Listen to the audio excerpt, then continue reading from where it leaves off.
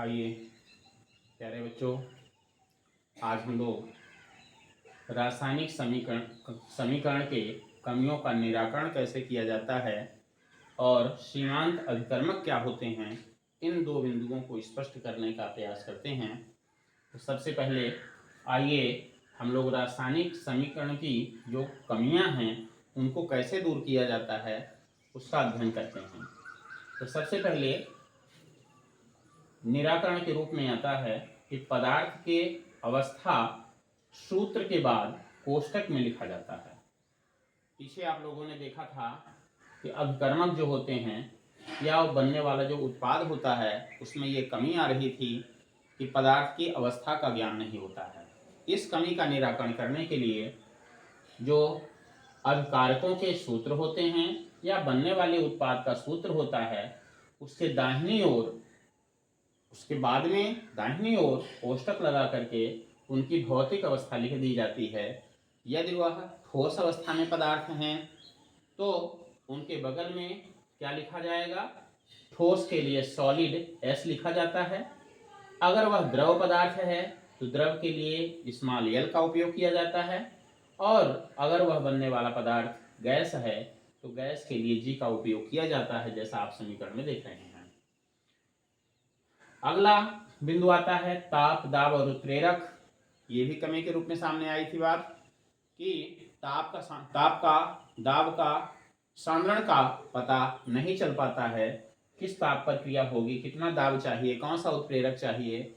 इस तरह से इस अभिक्रिया के लिए आवश्यक जो ताप और दाब उत्प्रेरक होता है उसके तीर के ऊपर और नीचे लिख दिया जाता है। यहाँ पर भौतिक अवस्थाएं ताप, दाब, सांद्रण इत्यादि लिख करके और समीकरण के कमियों का निराकरण किया जाता है।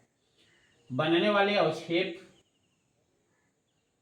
प्रकृति की चर्चा हुई थी, तो बनने वाले अवक्षेप के लिए नीचे का तीर इस तरह से दिखाया जाता है और गैस के लिए जो ऊपर का तीर होता है इस तरह से दिखाया जाता है। चूंकि ये अमोनिया एक गैस है इसलिए इसको इस तरह से तीर के रूप में दिखाया जाता है।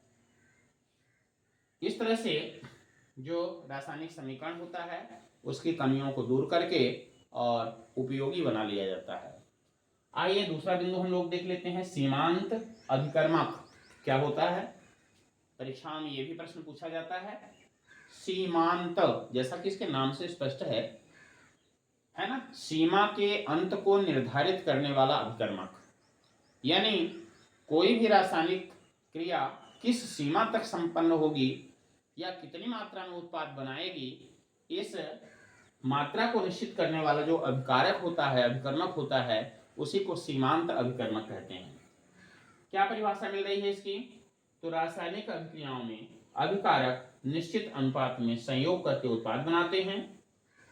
आपने देखा यहाँ पर इस रासायनिक अभिक्रिया में अमोनिया बनने के लिए ये अनुपात जो है 1:3 का एक निश्चित अनुपात यहाँ प्राप्त हो रहा है।